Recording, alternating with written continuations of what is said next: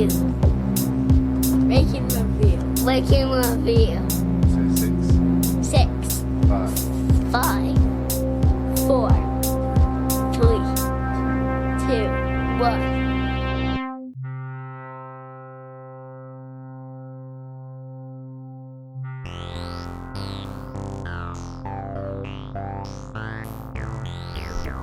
Hello and welcome to episode 93 of Rank and Review. This episode, regular guest Matthew Risling is going to join me to discuss water monsters. That's 6 films that have terrible creatures from the depths of the ocean eating people. I don't know what more I need to say other than my typical warning of coarse language and spoilers, and giving you the option to send your feedback at rankandreview@gmail.com. That's RANKNREVIEW@gmail.com. That's how you can get a hold of me, your host and random Canadian Larry Parsons. Let me know what you think of the show, give me some suggestions for the future, and tell me where I got right, tell me what I got wrong, and tell that other film fan in your life that there's this podcast called Rank and Review. I hope you enjoy this fun edition of the show.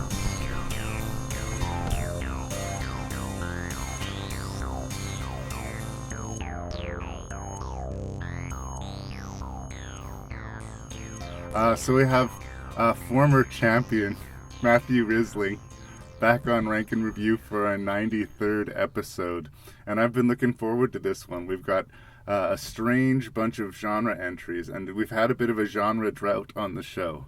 I mean, not that I don't mind talking about time travel or Robin Williams or boobs or, you know, the many other things that have been in this podcast for the last few months.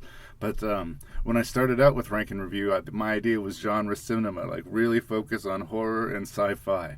And what we have here is some 6, you know, perhaps B or C grade horror and sci-fi movies on the theme. Oh, a lot of them are B grade. Oh, yeah. I would say most of them are B grade. But in a good way, in a smiley face B grade. The theme is water monsters. And my love/horror of sharks have been well documented on the podcast. But I didn't pick this list. You did. Why water monsters, brother? Oh, I've got a super fascination for water monsters. I mean, I love ghosts, but I feel that I've sort of strip mined that genre. But my secondary passion is water monsters. I'm not quite as passionate about sharks as you are, but all manner of unknown tentacly lurky things in the deep. I like to go scuba diving when I can, and just being underwater, there's just this whole other world of things, and this whole other world is just waiting to wrap you up in its unsavory tentacles and draw you into its beak. So yeah, this is, and I think my love of water monsters might have actually stemmed from an obscure Peter Benchley novel called The Beast that really tickled my fancy. Yeah, that's so funny.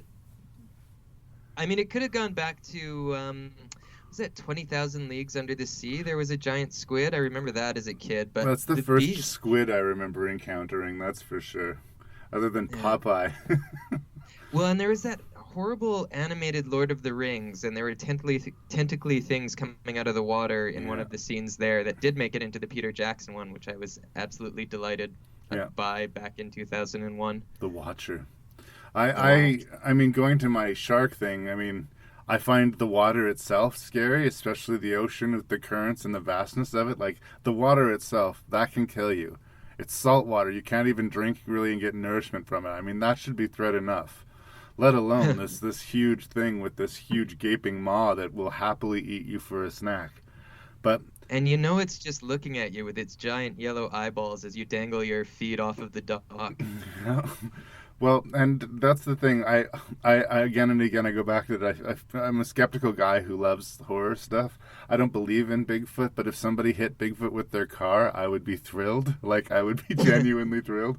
But I don't think that there are thunderbirds or dragons or gnomes or Bigfoot out there to be found on land. But I guarantee you that there's some sea monsters out there. Oh yeah, I was not too long ago. I was diving off of Cuba, and there's almost nothing in the water where we were because it was so salty. But there's just this big, massive, I don't know what it was, like a sturgeon or something.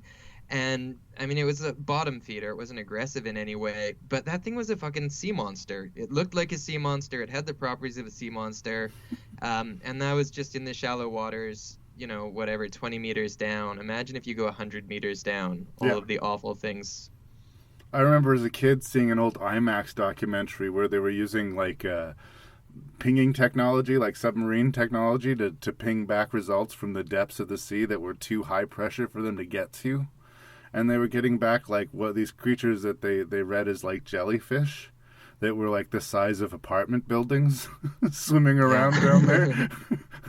We can't even build a structure that can withhold the pressure, but there are these huge creatures swimming around down there. Like, the ocean is terrifying. Let's just not beat around the bush. Yeah. Well, and they were starting to discover that stuff in like the 1920s when deep sea diving was in vogue. And I think that must have, I can only imagine H.P. Lovecraft caught some of the fascination with that kind of stuff, which is why he's got these giant sublime monsters in the depth that are just waiting to wake up and devour us. It is easier to get to the moon than to the certain places at the bottom of the ocean, apparently. So yeah, it's really unknown territory. So why not believe in monsters down there? In a way, it's a more credible idea for a horror movie than most. Something washes up on the beach that we haven't seen before and starts eating people. Why not? Yeah. I guess unless there's something else you want to say by introduction, I'll list off the 6 movies we're going to talk about and we can get to work. Let's do it. Let's do it. I think we kind of break them off into interesting groups of 2 in a way. We kind of have 2 water monster movies that are based on the immediate fallout of Jaws. That being Orca the Killer Whale and Joe Dante's Piranha. People saw summer blockbuster, fish in the water. Let's see what we can, do without being Jaws, but rip it off as readily as possible. Yeah, still be Jaws. Yeah. Especially Orca. We don't want to be Jaws, but make this as much like Jaws as you can. Absolutely. Then we have 2 productions that were originally entitled or made for network television. We have Peter Benchley's The Beast, which you mentioned, and we have Red Water, starring the ever underrated Lou Diamond Phillips. And then we have 2 straight B-level monster movies in Deep Star 6 and Deep Rising from the 80s and 90s, respectively. So those are the 6 movies that we're going to be talking about. Thanks for returning once again, my brother, to Rank and Review. There's something strange in the water at Lost River Lake. Something you can't see, something you can't feel, until it's too late. Started in a Texas pond. Barbara! Or is there something in here? David! David! Well, if it still works, it's the quickest way to know if they're down there or not. What are you doing? You drained the pond? Yes, we found You let them out? They were unleashed into America's waterways to churn quiet streams into rivers of living death. Keep your hand out of the water. What's wrong with the water? Dad! Stay back! Dad! Stay back! The water is filled with carnivorous fish. Piranha, the deadliest man-eaters of all. In schools of hundreds, they attack and devour anything that moves with razor-sharp teeth that can strip a man to the bone in less than a minute. There'll be no way to contain them. They'll be able to swim up every river system in the country. There's a school of piranha heading straight downstream towards your resort. So Joe Dante is a, great genre director. If you're a fan of films like Inner Space or the Gremlins franchise, he recently did a 3D family horror movie called The Hole. He's been around the block more than a few times, but the movie that put him on the block, or put him sort of in notice, is what we're talking about right now. 1978's unabashed B-level Jaws ripoff, Piranha. It's interesting when you go to approach reviewing a movie like this, like, objectively, is Piranha a good movie? Well, I don't know if I can argue succinctly that this is a good movie, but what I will argue and hope to, maybe I won't argue, but my position will be is that it is a very entertaining movie. Yeah, I really liked Piranha. I was surprised by how much I was enjoying watching it. Yeah, it had all of the trappings of, obviously, riding the wave of Jaws, and actually with Deep Star 6 as well. It had the combination of a sea monster with kind of an 80s slasher aesthetic to it. And I thought they pulled it off pretty well in Piranha. There's a goofy quality to it, like it never really lets you feel super horrified, but there are a few genuinely horrifying moments, but like there's a funness to the movie which I appreciate. It's also surprisingly backwards. Like, it was made in 1978, but it seems like such an ancient artifact. Like, jumping to some like rates of one of the great sort of twists of the movie is the fact that polluting the river saves the day. I find hilarious, like hilarious, and especially because of the running minor theme with these movies of man's environmental negligence waking up these ancient evils. That will be a theme. Like, some of these are heavy-handed environmental movies, and this one is like the opposite. Like, thank God they had that terrible pollutant to put in the river. What if they didn't? Yeah, well, the piranhas would have reached open water, and then they would have bred, and then they would have killed everything. Such was the promise that was given to us at the end of the movie. Instead, they became flying piranha in a film directed by James Cameron. Piranha movies have done a pretty good job of launching careers of their directors. That's right. Or at least the original ones. I don't think Piranha Double D or 3 Double D is going to be making any star directors, but I mean, if Piranha 2: The Spawning can launch James Cameron, you never know. Who knows? I also think that the dynamic between our two leads, I think Bradford Dillman and Heather Menzies, the dynamic of their relationship is very strange. She basically like shows up and demands a bunch of shit from him. And then he's pissy about it. He's like, "Don't tell me what to do. Fine, I'll get my keys." Exactly, but wherever she wants to go. As far as who he is or why she would require his help specifically, or like why they would have a relationship where she could just show up and ask him to be an action hero for her, is never really even addressed at all. And it's not to the movie's detriment. It's just that kind of wacky movie. Why stop long enough for that, right? Yeah. There are a couple of nice sort of early act kills to the movie, I think. I don't think that the grandfather and the little boy is executed that well, but the idea of a little boy left adrift in the boat with his grandfather had been eaten was kind of horrifying. And the story of the old man who had the dog, and he got his feet really badly mauled, and he managed to crawl up the bank. Like, they were effectively able to express the danger while showing it as little as possible. Yeah. Another thing that kind of impressed me, which I'm jumping way ahead here, is this movie didn't shy away from killing kids. Nope. When there were kids swimming in the water and the piranha have that feeding day on those campers, like, they just went for it. Yeah. And actually, in general, this movie just went for it. I'm referring to some of the early nudity scenes where I was quite gratified to see some woman taking off her clothes for no particular reason to jump in this government pool that's fenced off that says "do not jump in." Yeah. And I think in a way that you can only get in one of these late 70s movies, I think I caught a glimpse of bush hair, which I was really happy with. Well, and it's weird how it's presented. All of the nudity is so perfunctory. Again, this is the age before the internet. One of the big things that this movie had to bring to the audience was titty. Like, seriously, it's kind of hilarious. And like how everything stops for some titties every now and then.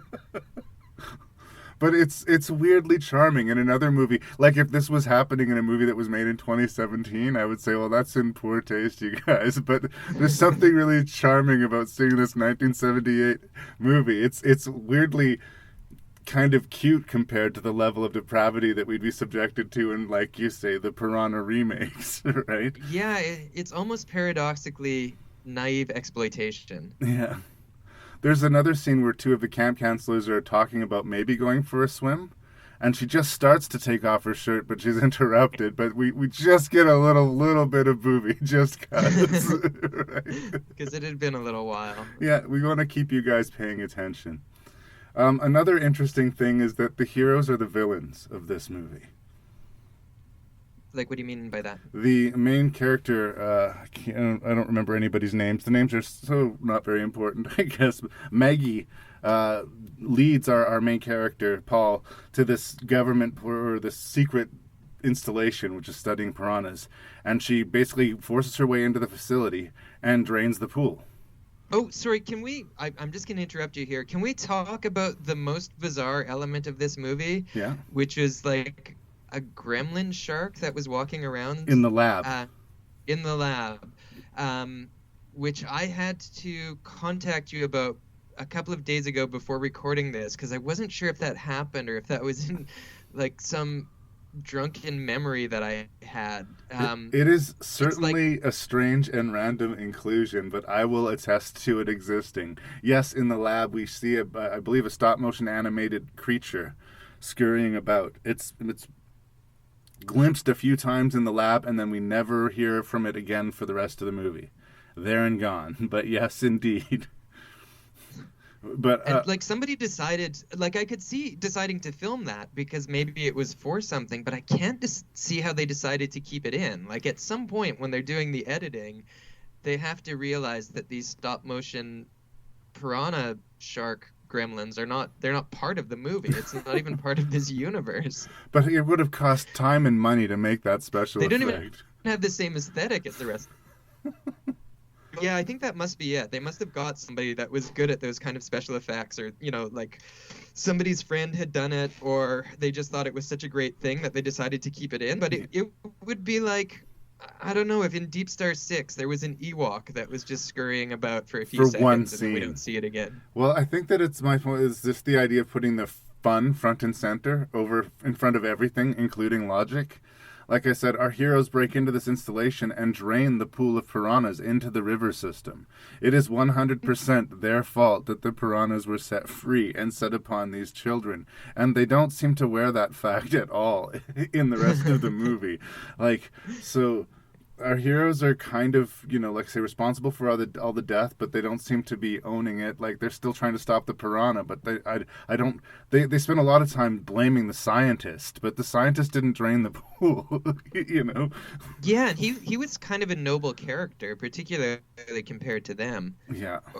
Or at least, I mean, I guess Bradford Dillman was self-sacrificing at the conclusion, but otherwise, it was their fault. That the Dr. Robert Hoke, was played by Kevin McCarthy. If we have any Invasion of the Body Snatchers fans, he was in the original Invasion of the Body Snatchers and for one scene in the 1970s Body Snatchers. I like that dude. He's a bit of an over actor, but I like him. Yeah, I found myself on his side. I actually thought our heroes were being a little bit mean to him, even when he was still an ambiguous figure. And again, if it had been played that they were doing that to him because they were, trying to divert their own responsibility, but no, they never accept the responsibility. It's all fucking his fault. Good thing it's his fault and he's dead, so we don't have to think about this anymore. But again, I think I'm asking hard questions of a movie that doesn't demand this, right? The idea is that there is piranha, and how are we going to stop them? And I like so much about how the movie's made and the aesthetic of it that I get past the fact that, frankly, the piranha don't look that great at all. Yeah. Well, there's another fun bit, which is I think I didn't know how to feel about this when I first started, but when they started traveling down the river on that raft, which was bound together with rope or something that the piranhas could end up eating through. Yeah. But that whole trip down the river in the water where there are these flesh-eating piranhas, and you could, if you stuck your hand in it, maybe they're there, maybe they're not. So there's this element of, like, don't touch the floor is made of lava. Right. And it's kind of a fun adventure that way. It seemed like it would be kind of fun to be on that raft, navigate the river that may or may not be churning with piranha at any given moment. And again, part of me says, if that's the case, maybe it's a little longer to go by land, but go by land. That's the better But way. that's not going to make a very fun bee piranha movie. Well, and they actually did do. I mean, they had the doomsday clock of him wanting to save his daughter who was at camp. So he really did want to get to her camp as quick as possible, That's and down true. the river was the best way. That is true. Adequate defense by Matthew Risling. I'm going to defend this movie, damn it. Well, and again, like I say, I have a hard time getting super enthusiastic saying, Joe Dante's Piranha, classic, you must see it. But I mean, I really enjoy watching it. I'm glad that it's part of my collection. It's B-movie fare, and it is so Jaws light. There's even this sort of sub-story about a guy promoting the waterways, and there can't be any kind of biological disaster going on, not in the middle of this grand opening. Never happen. Really openly and happily, merrily stealing from a better movie. Which probably should have mentioned this off the top, but something that I noticed with all of these movies, the theme is, what is it, horrors from the deep? What are you calling this one Water Monsters, unless you have something better Water for Monsters. No, that's fine, but it could also be quick knockoffs of other successful movies. Because all of them, I think every one of the ones on the list is coasting off of something else's success. It's a response to something else anyway. Absolutely. Yeah. And even one of the things, this will come up again with various leading men, but Bradford Dillman, who plays our protagonist, who seemed kind of like he was affecting a Charlton Heston delivery, and then I looked him up on IMDb, and lo and behold, he was in Escape from the Planet of the Apes, kind of reprising Charlton Heston. And we get this, well, in Deep Star 6, I'll talk about that guy too, but like from the plotting to the casting to the monsters, everything about these says we want to cash in on something else's success. To varying degrees of success, and you know what? I'm not going to wag my finger too severely at it. A lot of movies that I love were rip-offs of other movies, Yeah, I think there's a difference between sort of taking a good idea and running with it and just outright stealing. And I think that, these ones ride that line for the most part. Yeah. But it's totally different, because Jaws was about a flesh-eating shark, and this is about a million flesh-eating, much smaller fish. So there's not much in common. It's a million times different. I wanted to mention Barbara Steele, who plays this evil Dr. Menger's character, who's always the piranha. There's no way that the piranha could survive, and there's no way they could possibly be in the ocean, and there's no way I could possibly be evil. I love how thick it's laid on with her. I love that we close on her in this really not comforting line, saying, "Oh, don't worry, the piranha will never make it to the open ocean." It's so heavy-handed, and yet I'm 100% on board. So that's kind of how I feel about the movie wholesale. I actually thought not her ending, but sort of the climax of the piranha plot was kind of like having the fish eat little children in the water. I thought was a surprisingly brave choice. I also thought our hero Charlton Heston Light, his fate when he goes underwater and he's got to turn on the pollution to bravely pollute the water, and he's running out of air, but he has to stay underwater a little bit longer, and then the piranhas start nibbling on him, and then they finally reel him out of the water, but we never actually see him regain consciousness. Our last shot of him is his limp body propped up against a tree or something like that, and there's a chance he's alive and there's a chance he's not alive, but it's not like Richard Dreyfuss and Roy Scheider. Roy Scheider kicking to shore. We don't actually know if they've given us a happy ending. Yeah. No, they have to leave it with that bleak sort of open ending, that popular sort of Michael Myers feeling. When you leave the theater, you can't feel safe. The next time you go swimming at your lake, you're going to be thinking about piranha, right? Yeah. And it works. It's a shadow of Jaws, but I welcome it. Good enough? Yeah. I'm going to also echo you. I'm not sure if I've explicitly said this. For all of the movies on the list, even the ones I like, I mean, this is going to be a hard list to rank because Weirdly none of them are difficult. actually good. So this one tickled me just right, but it's not. Don't drop everything and go and see Piranha. Exactly. Graves Point has always been a paradise, a vacationer's dream. Until now. What was that? Imagine a squid with tentacles 30 feet long. Oh my God. This thing has 2 whips. Those whips are covered with suction cups the size of this notebook. The squid grabs and impales its prey with those whips and drags it towards its beak, shredding the flesh as it goes. That thing's killed 7 people in the last week. That's 7 we know of. What are we waiting for? See you in 10 minutes. Those kids are in way over their head. Get out of the water!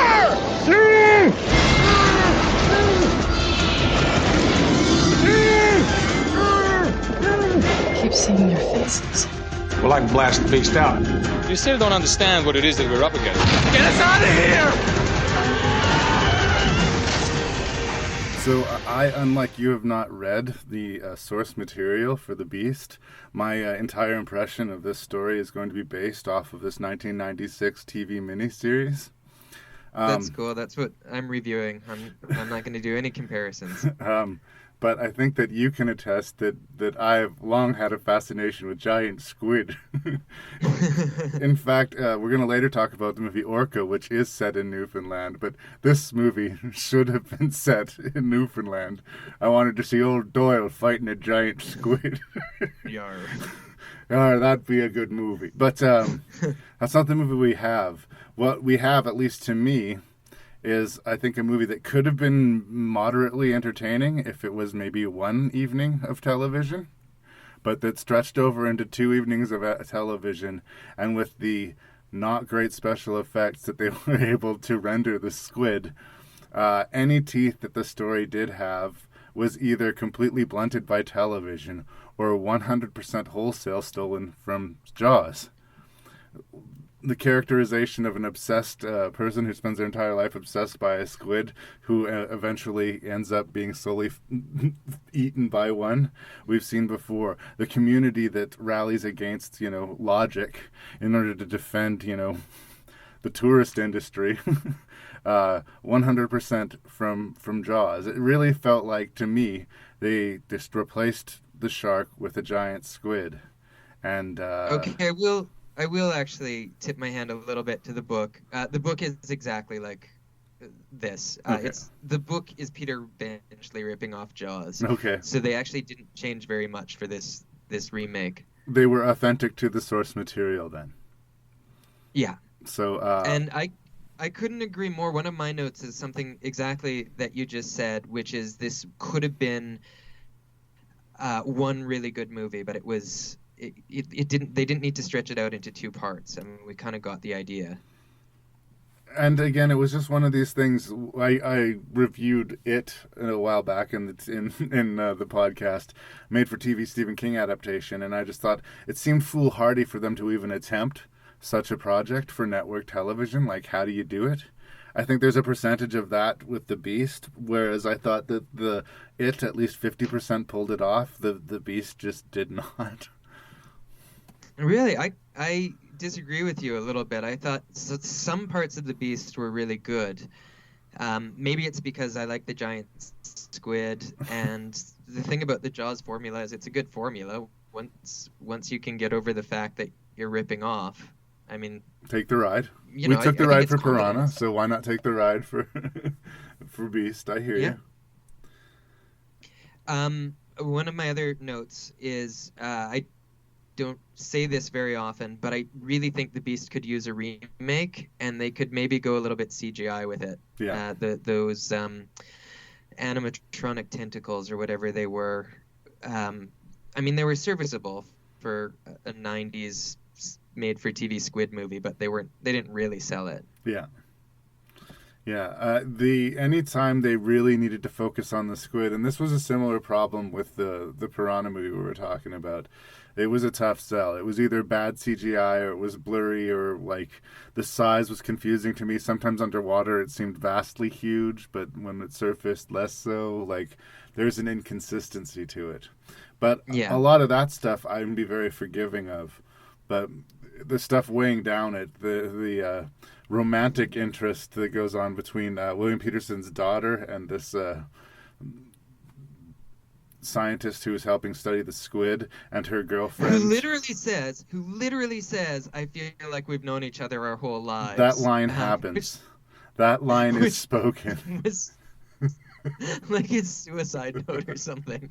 Like there's no way he's not going to die in the next scene when he goes down in the submersible. But it's funny, like, doesn't her best friend, she gets dumped and is heartbroken, but then, jumping on another guy the next night and she's over it, right? Then this is sort of mirrored by, she genuinely makes a connection with this guy, and then he gets eaten by a giant squid, and she goes into a period of mourning, like... And I got to tell you, I wasn't spending the entire movie going, will William Peterson and Karen Silas get together? Oh, please, oh, please, oh, please. My day will be made or broken on whether or not these two people end up bonding through this squid adventure. Well, it did throw a wrench into their relationship because there was one point, I think it must have been when his best friend, when this threw me for a loop, his best black friend, who I just assumed was going to be the first one to die. Yeah. Because this was still when the black guy dies first era of movies, which thankfully horror movies are moving away from.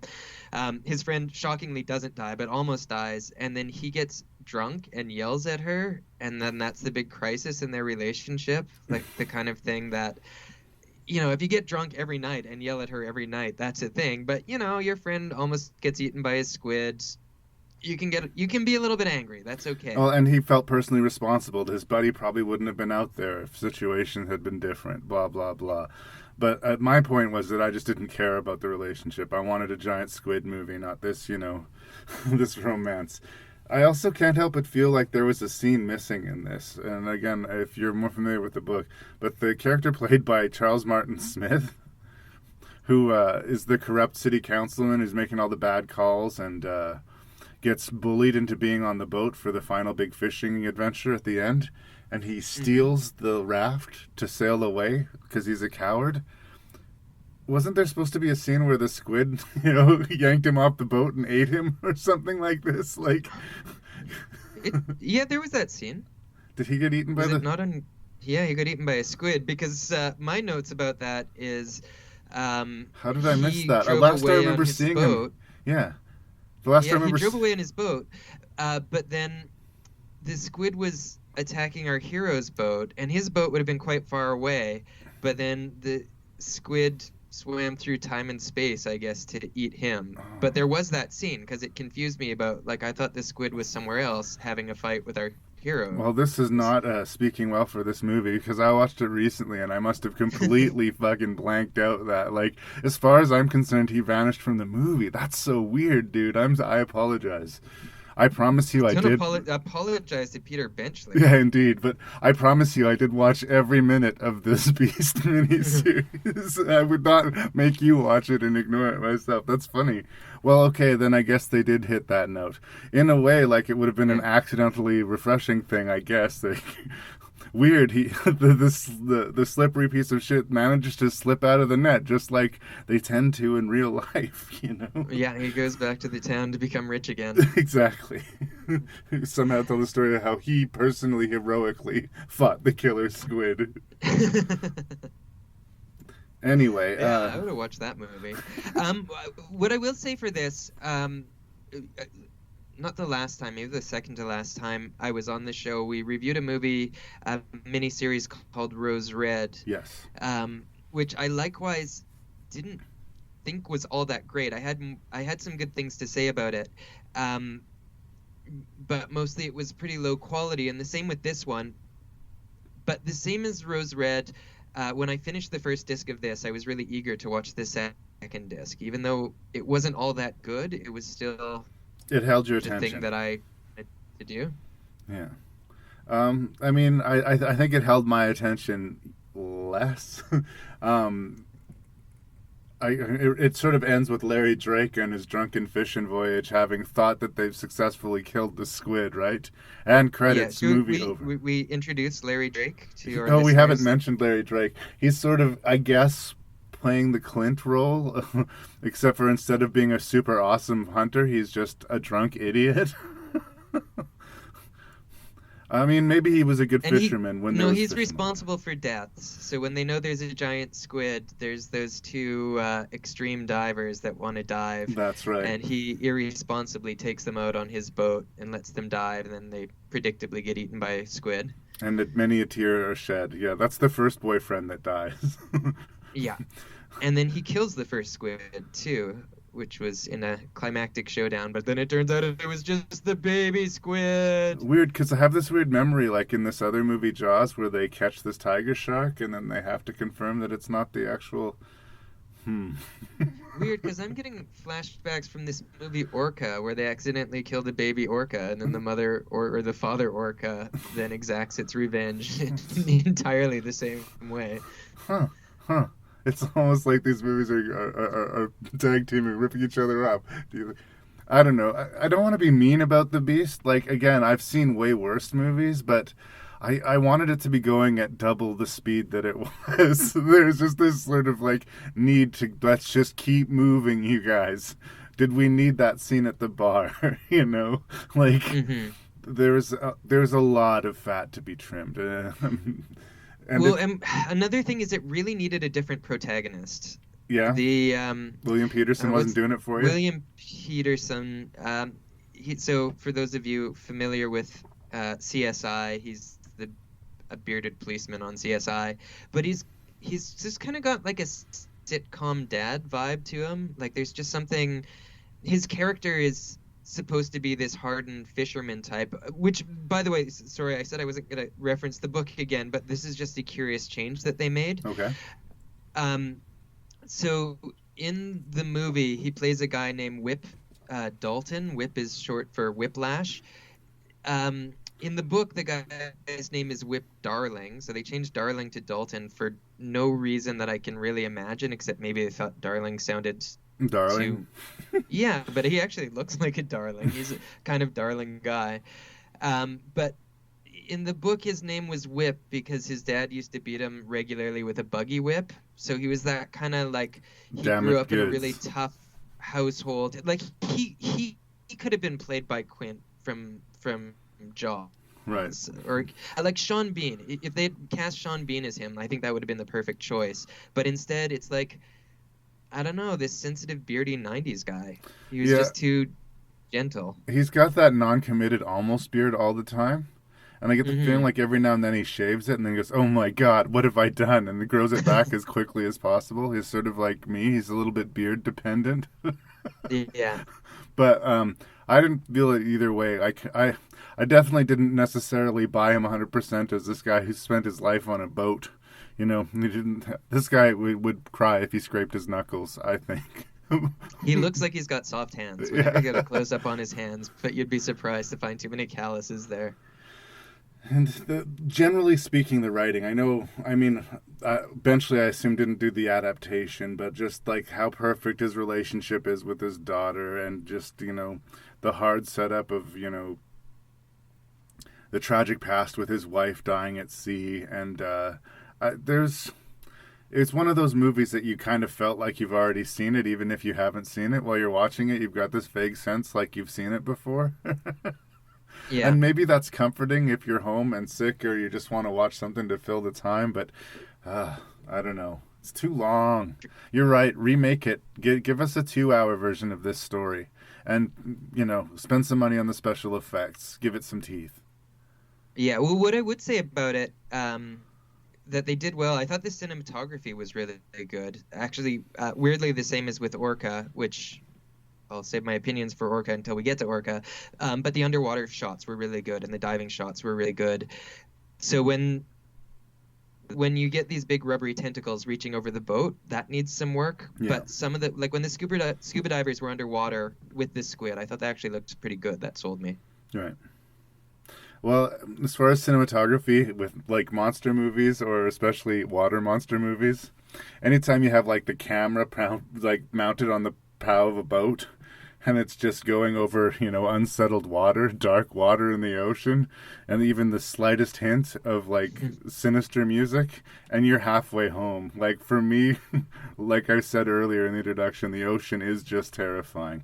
And what should have made The Beast an amazing movie is that this is not a made-up creature. These things exist. And my fascination... Well, and unlike shark...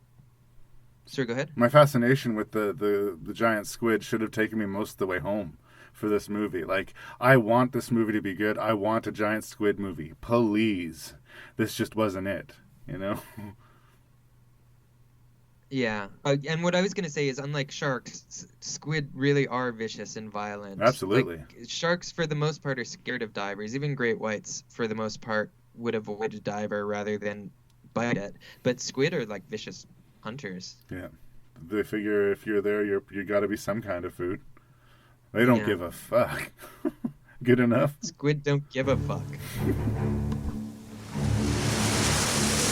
Below the surface of the sea, far, far below, in impenetrable darkness, at unimaginable pressure, no form of life we know could possibly exist. Here, there is only silence. And the crew of Deep Star 6. 6 months at the bottom of the ocean. It's more than I'm bargaining for. They are explorers. Let's bring it aboard and get the hell out of here. What's the matter? You gonna let a few ugly fish scare you? They are invaders. Okay, boys and girls, don't try this at home. In a world which no human being has ever entered. Sonar contact. Down here? I'd like to go out and take a look. Contact closing. 300 meters. The hell is that? 250. Look at that mother. 200 meters. 150 meters. I think we're in big trouble, boss. 100 meters. Get the hell out of here. Now, they are about to make a startling discovery. Not all aliens come from space. So, Deep Star 6, this is one of the crop of movies that happened in the late 80s where they had these deep sea thrillers coming out like it and elbowing each other out to reach the cinema. There was this, there was Leviathan, there was The Abyss. There's something going on where all of a sudden we needed a lot of water monsters, a lot of science fiction shot on the ocean. And they're typically really, really tough movies to make. This is sort of the weaker, scrappier little brother of the bunch.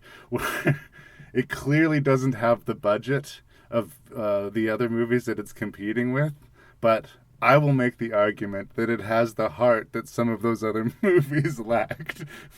It's directed by Sean S. Cunningham, who brought us the original Friday the 13th, and is a charming individual, but I as a technical director, I've never been blown away by like that scene just absolutely 100 clicked out the door. What I've always liked about Sean S. Cunningham is how excited he is about the idea of making a movie that is really going to make the audience get excited or like that. When for him, it's not someone saying that was the greatest movie I've ever seen. For Cunningham, it's like, man, did I ever jump when Jason jumped out of the lake, man. He builds his movies around moments. And by his standard, this was very ambitious filmmaking. But he does not have the budget to pull off this premise at all. But he does. There definitely were scenes where the underwater laboratory looked like toys in a bathtub. Absolutely, 100%, 100%. It's like a smoke-filled aquarium. Like it's 60s level bad special effects at time. But whereas the production design and the effects aren't there, I think that the cast he comes together with is trying so fucking hard for him to make this work. I liked this movie when I was a kid for no other reason than I just didn't think deeply about it, and it was like a deep sea monster movie, and that's the kind of shit I liked when I was a kid.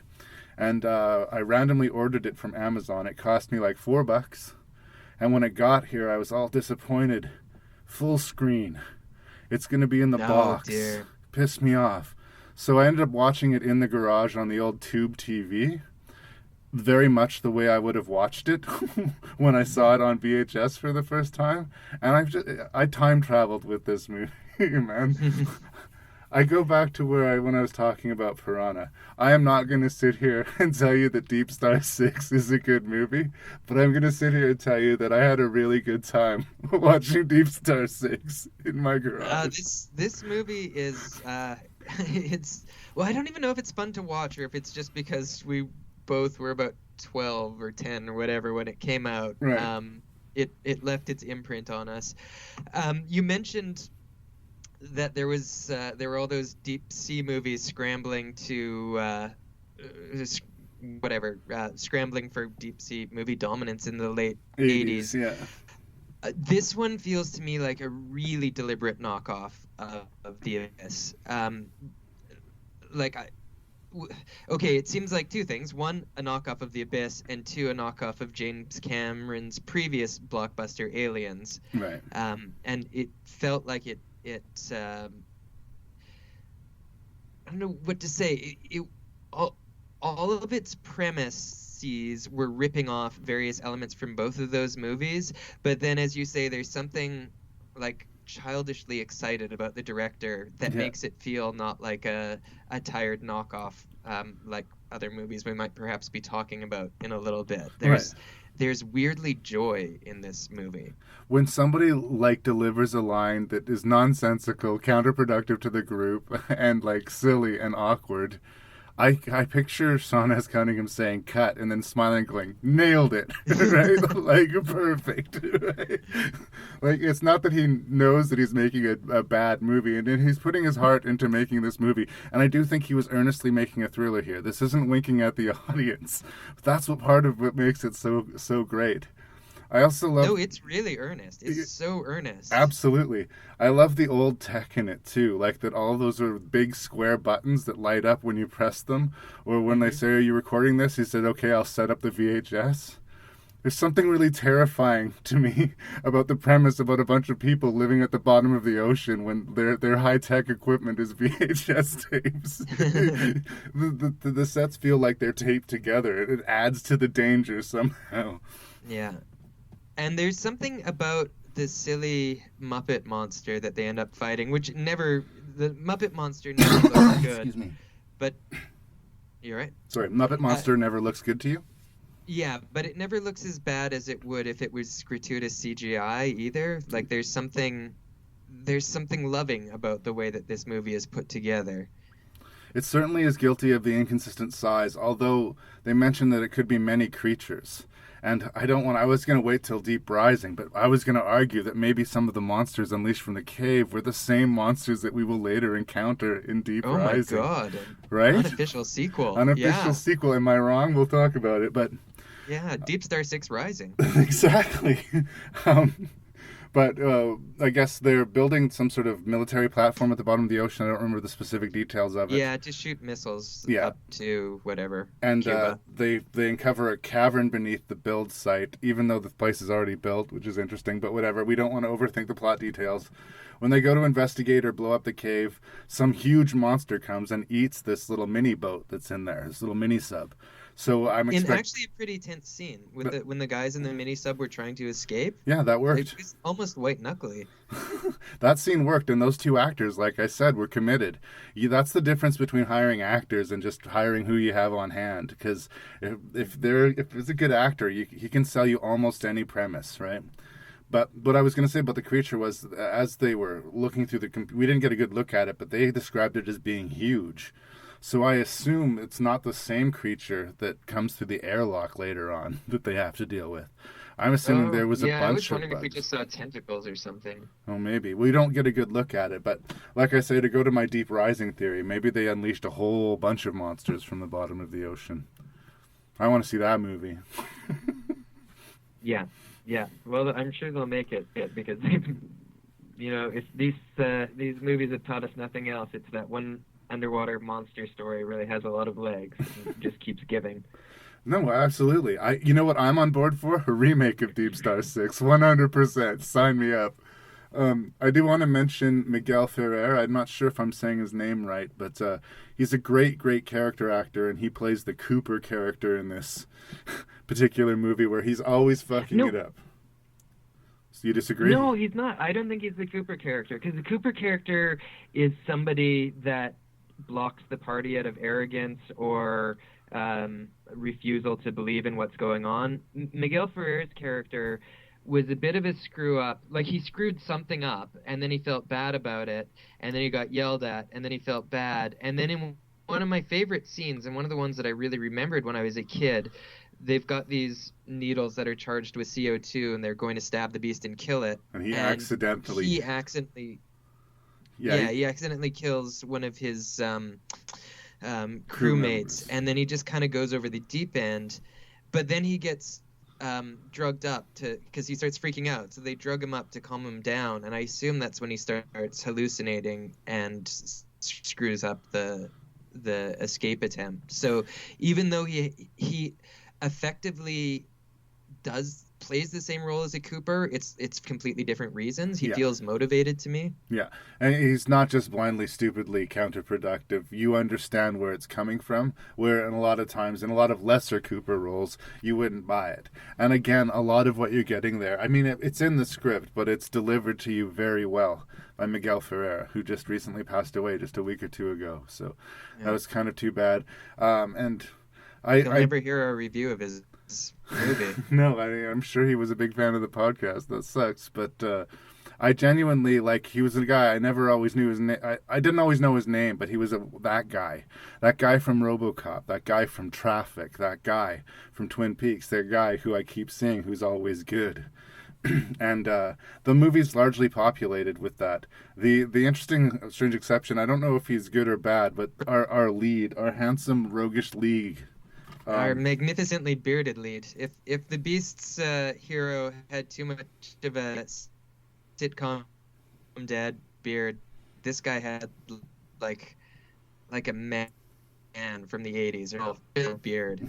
He was a My Two Dads beard, right? Yes, and by the way, speaking of actors being lesser versions of people from other movies, My Two Dads starring Paul Reiser, and who's our bearded hero? Is it the same dude? Evigan? Greg Evigan was in My Two Dads opposite Paul Reiser. Paul Reiser was in Aliens, which this movie was kind of a rip-off of, so they kind of got the low-rent Paul Reiser to be in Deep Star 6. Interesting. And a lot of this is just complete gibberish to people who were born, in the 90s. But welcome back to the rest. But I'm not even sure if he was the hero of the movie as much as his girlfriend maybe was. But that was the one person. I don't know if he was bad, but he was just bland. It seemed like everybody else had interesting stuff to do, except for him. He was just the blandly okay good guy.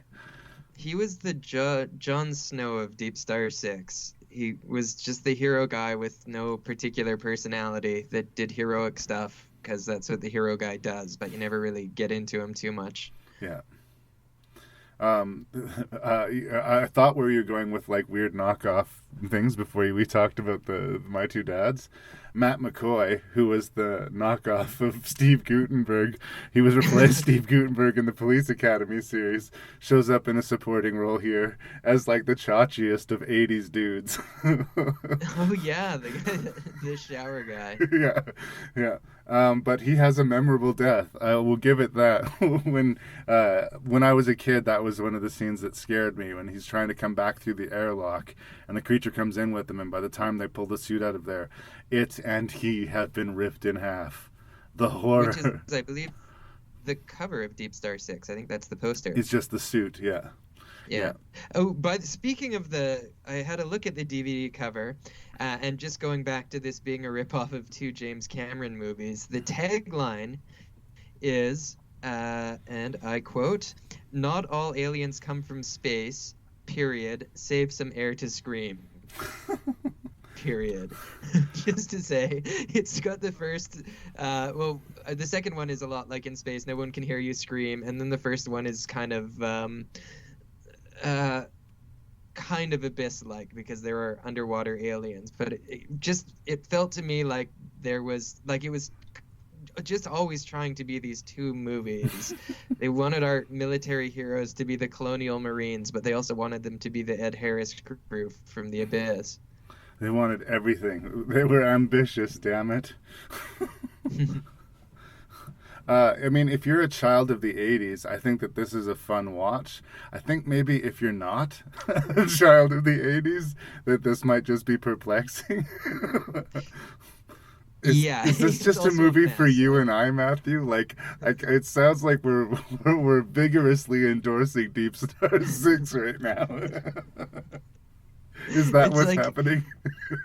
It's a C range movie. Like if you had to give it a letter grade, it should be somewhere around a C. But in my heart, it's like B plus, maybe even A minus. One more 80s thing before we move on. Do you remember, you're talking about taglines? Do you remember the ripped off tagline from Killer Clowns from Outer Space? Did I ever know it? In space. Did we talk about it? In space, no one can eat ice cream. Thanks for working that in. I had to find a way. Welcome to the greatest pleasure ship ever built. Good times forever! I have something here, sir. I've never seen anything like this. It's a malfunction, sir. That's impossible. Where are they coming from? I don't know, sir, but whatever it is, it's, big.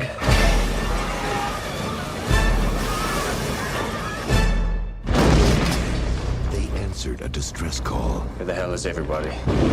Now. What the hell was that? They're dead in the water. I got a really bad feeling about this. The ship's infested.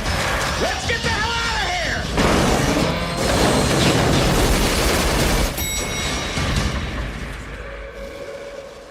What the hell is that?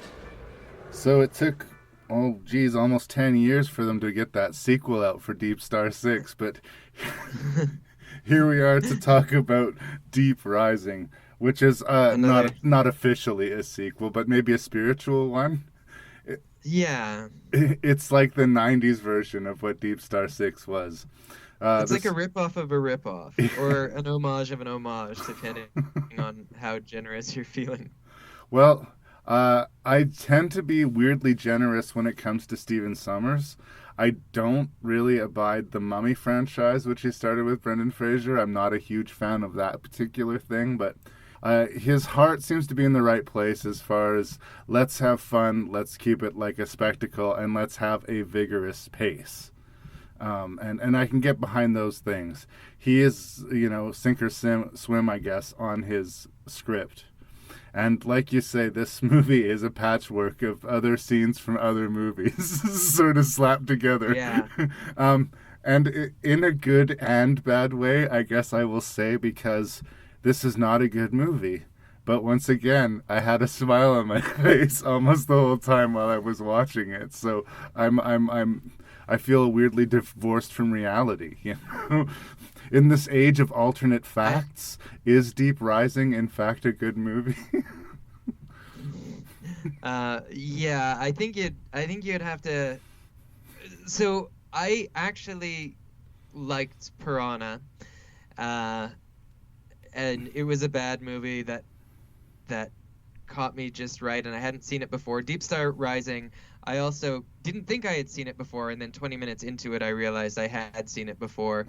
But coming at it relatively fresh, I would say it leans more towards bad than good. Like in a list of all kind of bad-ish B movies, this one, there were moments of charm and there were moments when it was really annoying. The movie was really inconsistent. I don't think it had a strong sense of what it wanted to be. So sometimes it wanted to be a scary movie, and sometimes it wanted to be an action movie, and sometimes it wanted to be an action comedy. Right. And part of the problem, I think, with the annoying bits was the casting. Treat Williams really should have been Chris Pratt if this was made today. I think that's the kind of guy he wanted to be. Maybe a more aged, weather-beaten Chris Pratt. But yeah, I get the idea. And the comic relief sidekick was annoying as fuck. I wanted to talk about Kevin J. O'Connor, but please go ahead, finish your thought. I think I did. He was annoying as fuck. He's another one of those guys where I've seen him around, and I'm like, where do I know this guy from? He's been in stuff. What the hell? My friend Ashley Pachkowski and I reviewed a classic motion picture called Flight of the Living Dead. And here's that guy again, Kevin J. O'Connor. And he plays in that movie the same thing, really, that he's playing in this one, in that he's annoying and whiny, but we're supposed to like him.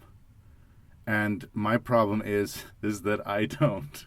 I didn't in Flight of the Living Dead, and I don't like him here. And he's a big part of the movie, and that's kind of unfortunate.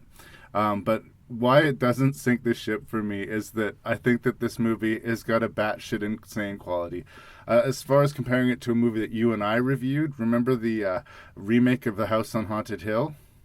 I sure do. The Famke Johansson was in it as well. This seems a movie very much of that age, where the special effects that we're seeing at the time were fucking amazing, but in 2017 look ridiculously CGI. So we're getting this weird detachment sort of thing happening. But I kind of have to appreciate how crazy this movie is. Like, almost to the point where, like, it felt like it was a nice, safe PG adventure movie that you could take the kids to almost. And then some dude gets vomited out of a monster and half of his face is gone and he's screaming and being digested. And like, okay, so we're leaving the kids at home. All right. It seems a little bit too dumb for adults, but all right. And that grotesque scene where they're talking about the monsters and like, they don't eat you, they drink you. Yes. Like, and then we see them getting drank by these tentacle monsters, and it is I mean, it's not horrifying, but it's generally gross, icky scene. Yeah. But then the same movie has them ski-dooing down the hallways of a sinking cruise liner ship and jumping away from explosions just in the nick of time in a way that you'd think would just have to be deliberately cheesy. But I don't know. Again, I wonder if Season Summers really thought he was making this thrilling spectacle, because I think, intentionally or not, this movie's kind of hilarious.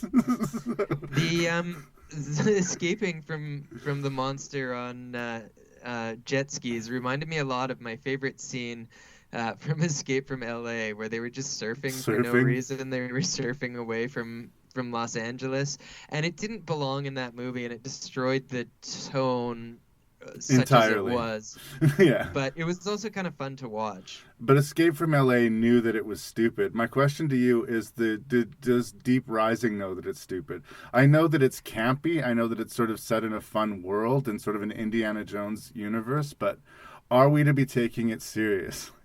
Like... Well, yeah, that's like, I think it was a bit of a mess, because at some points, yes, and some points they decided to go full comedy, and they didn't even do it something like From Dusk Till Dawn, where it starts in one tone and then there's a distinct switch halfway through. All of a sudden, we got a new movie. Yeah. Back and forth, and again, the annoying sidekick. I couldn't tell if he was trying to do his Kato Kaelin Shaggy from Scooby-Doo impression, or like, is that his voice, or is he trying to be endearing, or what's going on? He's got this weird Shaggy from Scooby-Doo, oh geez, quality through the whole movie. And I think that the biggest defeat for the character is that they make us think, oh no, that he's been killed, right? And then there's this last second reveal, oh, he's alive, and we're supposed to be happy about this. Yeah. Oh, fuck. By the way, I said Kato Kaelin, I meant Casey Kasem. Casey Kasem, I see, okay. Yeah, he's the voice. Sorry. Apology to your listeners. That's okay. But yeah, I mean, the other thing I found interesting, Wes Studi. You know Wes Studi? He was the big... Was he the head of the Marines? Yeah, he's sort of the big bad in the movie. He was the main villain in the Michael Mann's version of Last of the Mohicans. Yeah. He's a Native American actor. He's got a really strong presence, but an unavoidably tough guy face. Like, he's practically got that Danny Trejo mug where you almost have to cast him as a villain. Like, I thought he did reasonably well with the material and the fact that he was being, asked to do more than he's asked to do in a lot of movies. I think that guy's got game. And I did kind of, I was amused by his ending. His character's ending was kind of, I thought, clever.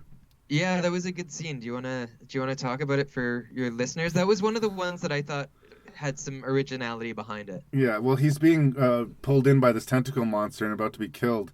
And Kevin J. O'Connor's character, the whiny bitch guy that we've been complaining about, gives him whom he's been trying to kill for the last 5 minutes or so. So they're chasing around, and he's finally got him cornered. Yeah, he nobly gives this dude a sidearm, a gun, so that he can take his own life and not be subjected to being slowly drank and squished and mutilated by this terrible tentacle monster.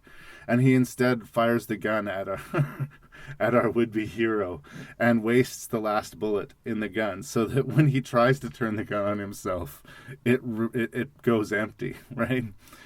It was a really great supervillain ending for that guy, and it was the first of 2 supervillain endings that we were going to be treated to.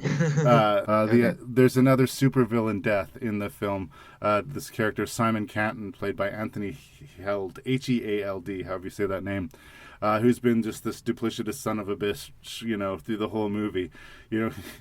He jumps a great distance onto a boat and gets his legs brutally broken and is slowly driven into a collision, which is a colossal explosion. It's like this completely Wile E. Coyote death. And yes, as I describe it, it's stupid. But the whole movie is stupid. Like, it's very watchable. Like, I kept the popcorn coming and I had a smile on my face. And I don't know, I think that's what the movie wanted of me. Yes, Kevin J. O'Connor was irritating, and I'm not going to pretend anything otherwise, but there was enough monster movie spectacle going on around it that, I, like, in a low-rent C- kind of way, gave it a pass. Yeah, I mean, if I gave it a pass, it would be a really bare pass. There were bits that I liked. So the beginning scene, when Treat Williams, our action hero, for some reason, he has a boat, and he's transporting these, as we find out later, robbers to this cruise ship to rob everybody. And there's that scene where they're introducing the crew, which is a pretty paint-by-numbers scene where, there's the tough guy, and then there's the even tougher guy, and then the even tougher guy, and they're all the Australian womanizer. Broad stroke characterization of all the characters that are going to die in the next 90 minutes. Yeah, and it was, but that scene actually flags up as one that I kind of liked, because even though it was so paint by numbers and you knew exactly what the scene was and you'd seen it a million times, there's a certain charm and chemistry between the actors. Yeah. But then they just kept switching the tone. Then they're gonna kill the annoying guy whose name I've forgotten again. And Joey was the character. Kevin J. O'Connor is the actor. A standoff. They're gonna kill Joey. This is the first time that we realize that the movie kind of wants Joey to be alive, or wants you to want Joey to be alive, but they can never quite achieve that. And then when they switch to him, it's like this comic relief. And okay, his new name is Jar Jar Binks. He's totally the Jar Jar Binks. When he's on screen, not only sucks out the energy, but it creates this annoyed energy where you just wish it would be over. And then he disappears for a while, and it's kind of fun again. He kills any tension in any scene that he's in. Yeah. It's true. And he gets a lot of screen time. More than he should. It's too bad, too, because the actors around them, a lot of them have come up to other bigger things. Cliff Curtis is in this new Fear the Walking Dead TV show. Jason Fleming's a very talented British actor. Digimon Hansu got nominated for an Academy Award for Amistad, and he takes an axe in the head when they open the bank vault in this movie. Like, the supporting players, although, like, at this time in their career were just up-and-comers, a lot of them have blossomed, so it's kind of interesting to watch for the faces in that way too. That axe in the head death was a good one, by the way. It was one of those surprising ones where they ship and everybody's dead. It's this ghost ship, and they're I don't know if they know there's a monster or not, but something's going. No, they do. They were chased onto an elevator. Yeah. Then the elevator door opens, and he gets an axe in the head by this last pocket of crew remaining that think that there's a monster coming through, and it's just so abrupt. Yeah, I believe they were actually getting into the safe because when the door started open, he was saying money, money, money. And when the door swings open, he takes this axe in the face. But we weren't expecting that to happen. And he was a badass, so he was either going to have to be caught off guard or, it was kind of a, Wes Studi's character screams, "He just killed one of my best men," because the guy who did it too is this cowardly, smarmy bastard. Who it turns out is the Lex Luthor is the criminal mastermind that. Yeah, that was him, right? Yeah, he disabled the ship. He made all the robbery and some sort of stupid insurance scam plan. If everybody disappears, he had the most luxurious cruise liner in the world, but he somehow didn't think it was going to make money. Yeah, and then these creatures showed up. They don't know why. We know why. It was because the drill team at Deep Star 6 set off that explosion. But you've seen the prequel. We saw the prequel. But these creatures showed up and foiled everybody's plan. The guests' plan for a nice vacation and this evil asshole's plan to kill all those guests and then get all their treasure or their money or whatever. He was never going to kill them, though, was he? He just wanted to rob them? He didn't become a psycho killer until towards the end of the movie where the script called for it. It was time to go full evil, I guess. It's not a movie that asks you to think super deeply about it, I guess. Well, and I would say with sort of the conflicting what kind of movie this is, I had a note that I think if they were trying to make it suspenseful, that we don't see this ship get attacked by the monster in the earlier scene, but they just get onto the ship and it's abandoned and everybody's dead for some reason. But if we had missed that, then we would have missed that woman sitting on the toilet and just getting brutally eaten by the awful monster coming out of the toilet, and an almost Peter Jackson gratuitous use of pink blood. Well, and we could have done that in a flashback scene. There's a lot of weird things that they could have done to make it better. You were talking about the conflict with these badasses before they arrive on the ship. On one hand, they seem to be super professional and lethal and have a chain of command. But on the other hand, they have all these petty differences and they're always talking shit to each other. Well, which is it? Are they a well-oiled machine or are they a bunch of fucking idiots, right? And they're whatever they need to be in a given scene, just like you said with our villain, When he needs to be the desperate guy who needs a rescue, he's that. When he needs to be the big bad, he's that. And paint by numbers, I think, is what you said earlier, and that is definitely what this is. If you want to see what 90s sci-fi action looked like, well, I guess this was it. Well, except I keep coming back to the movie didn't quite know what it wanted to be. So I didn't know that this was directed by the guy that directed The Mummy, but The Mummy knew it was an action comedy, and I mean, maybe it was slightly better cast than this. I actually like The Mummy more than you do, apparently. But this was just, it just didn't do anything all that well because it wasn't sure what it was supposed to be doing at any point. Maybe it was just so greedy to try and appease everyone that it sort of just became bland as a result. I think we both agree that we could have done with less Kevin J. O'Connor, more Treat Williams. Actually, I thought that Treat Williams did a pretty good job with the material.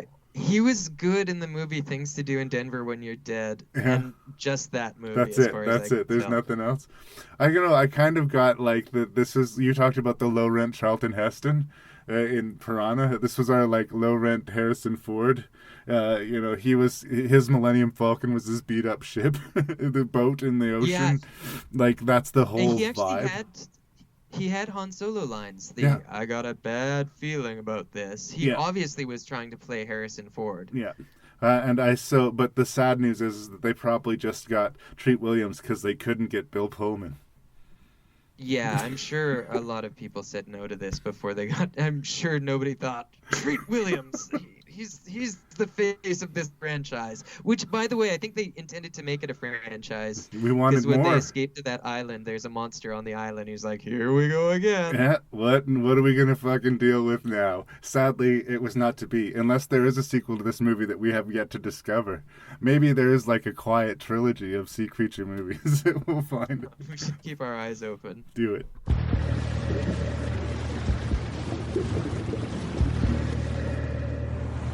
Strange. This river's usually full of catfish. What? found something.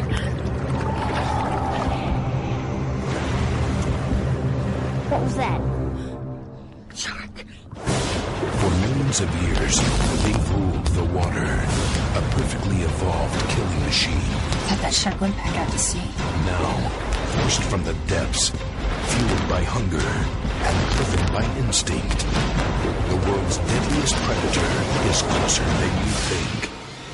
This summer, fear strikes when least expected. You are not coming back in that. I don't know why I keep on getting you to review TV movies, so I guess I don't. You pick the list, so I won't take full responsibility. But here's what I'll say about Red Water. I mean, I got it in a package of movies called Water Monsters, which included Anaconda, which is a bad movie that I love, Blackwater, which is a movie that I straight up enjoy, and a movie called She Creature, which I'm going to have to give another day in court because I fell asleep when I tried to watch it the first time. But Red Water was the fourth and last movie in this collection, and I hadn't seen it before, but it had Lou Diamond Phillips, it had the original Buffy the Vampire Slayer, and it had sharks. So, brother, I was sold. Yes, this is a Bayou set shark crime thriller that was made as an original movie for TBS. And it's both as stupid as that description would sort of make it out to be, as well as in some ways, I think, better than it has a lot of business being. My first note I've got is Lou Diamond Phillips elevates the material, unlike Treat Williams. Even though it was bad, he's kind of a good actor, right? He is earnestly giving. He'll never be a great actor. Yeah, he did this other movie called Bats. Which is I love that. Just absolutely hysterically awful movie. And he is I think we watched it together. I believe we did. But he's like 100% there for you. Like, if you hire Lou Diamond Phillips, that motherfucker is going to give you your money's worth. Yeah. I think he's an unsung hero. No, he wasn't hamming it up. He was delivering a performance in a scenario which it must have been real hard not to giggle through. But nobody giggles, and that helps Red Water to a certain degree. I mean, I'm not going to sit here and say Red Water's an amazing movie, but I had fun once again watching it. This seems to be my mantra through this entire episode. Bad movie that I kind of enjoyed. You mentioned Anaconda, and just on the theme of being low-rent remakes, this one really, even though it had a shark in it, it felt more Anaconda than Jaws to me. Right. And it probably didn't help. Instead of having hip-hop sensation LL Cool J, they had hip-hop sensation Coolio. That's right, as the Ice. street-smart gangster. Ice. Yes. Well, but here's the thing. Coolio is playing Coolio in the movie. Like, I don't know how much acting was going on there, but his character had elements to it that kind of surprised me.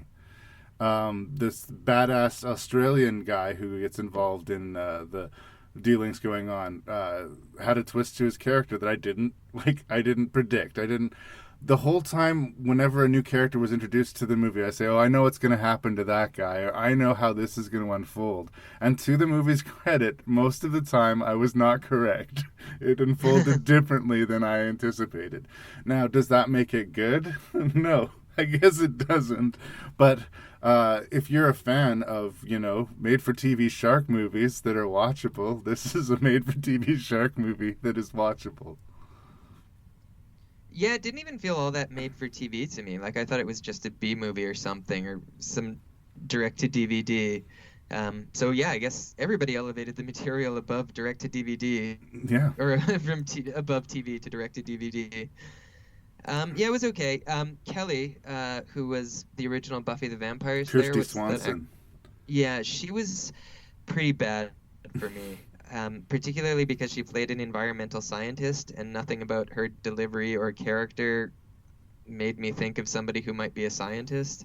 And her job was really vague. She was working for the environment and the oil company simultaneous. Yeah, her job was to do like environmental assessments, right? Yeah, again, I've never been blown away by Kirsty Swanson, while still, for some reason, having a quiet soft spot for her.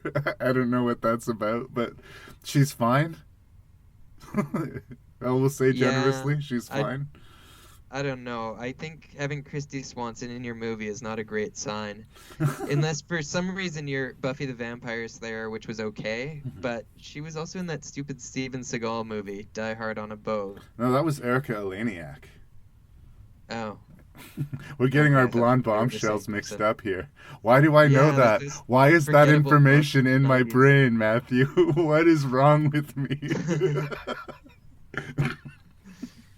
Anyway. You're just a secret Swansonian. I guess. Oh, Kirsty. What could have been? What could have been? Anyway, what we were talking about, Red Water.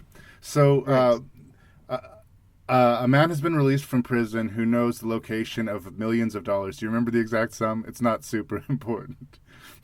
$4 million? Yeah. Coolio and this other badass dude are supposed to take him, get the money, kill him, and take the money back to this other gangster. At the same time, Lou Diamond Phillips is getting a job, half-pity job, but half job that he desperately needs from his ex-wife, Christy Swanson, and this shark has swum to the bayou and has started killing people. And all of these elements sort of collide into one action-packed thrill ride of an evening. There are... Oh, also the shark is a mystical guardian of the bayou, as the wise Cajuns tell us. Yeah, that was pretty sloppily handled. I thought the whole sort of... They have a little stopping point in the middle of the movie where they stop at like this, I don't know what you would call it, gypsy Cajun village. Family respite. It's just a real noble savage Cajun scene. But usually in a movie like this, you only have that scene so that later that place can be destroyed and we can be sad, right? But no, it was just a little, giving us a little bit flavor of the, Louisiana and that sort of. I mean, I guess they needed to fill their 90 minutes somehow, but it didn't push much plot for that 10-minute segment. No, it was just to introduce the mystical aspect of the shark. Yeah. Which He doesn't like showed up and behaved unshark-like. Absolutely. They don't like what you're doing to the environment, so the shark's going to come here and punish you. It would have made more sense to send a gator or something, since it was Louisiana, but what are you going to do? Shark it is. And they did a lot of calisthenics to get that shark into the bayou in the first place. Yep. By reminding viewers that this particular type of shark, though it doesn't hang out in rivers, could theoretically hang out in a river. What is it, the bull shark? Yeah. Freshwater. It can swim in fresh water. It's true. That is factual, but they tend not to. They tend not to. They chose the only one that could, but then it doesn't really feel like it ought to have been there. Right. And that's why the mysticism angle sort of gets played. That's another weird thing about this movie. I thought, like, they're setting up all these things so at the end, we know how it's going to be. Lou Diamond Phillips is going to lose his boat, and he's going to lose his business, and he's destitute. And there's a reward for this shark. Oh, we're going to fast forward to the ending where he, catches a shark and claims the prize. Well, that doesn't happen. I guess we predictably, we'd be correct in saying that his broken relationship with Christy Swanson is, again fixed during this adventure. But in the end, he doesn't make his fortune. In the end, does he go back to work for the oil company, maybe? Presumably. Like, we don't know. The shark doesn't look good. And the millions of dollars are lost as well. That's right. The money's gone. Right, he doesn't even get the loot. Yeah, he doesn't get the money. He kills the shark, but he doesn't take credit for it. He doesn't get the prize, right? Like, so he's basically, that whole time beginning setting up his destitute doesn't really pay off in the way that you expect it to. Whether that's good or bad, I don't know, but I guess I just didn't see it coming. It was strange that was the choice. Also, I keep on going back in a lot of these movies we're talking about, the actual shark doesn't look that great a lot of the time. So the movie depends more on the stuff going around it. And there's actually a fairly decent sequence where the oil rig, sort of goes out of control and they have a breach and the oil starts spraying everywhere and they're trying to stop it before the explosion happens. And there's a fairly decent action sequence to be made out of that. Again, considering the confines of the budget they were making, I thought the sequence worked really well.